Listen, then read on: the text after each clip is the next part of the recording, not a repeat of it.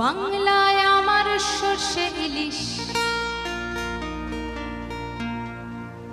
চিংড়ি কচি লাউ, বাংলা পার্শে মাছকে ধুয়ে জিরের বাটায় দাও।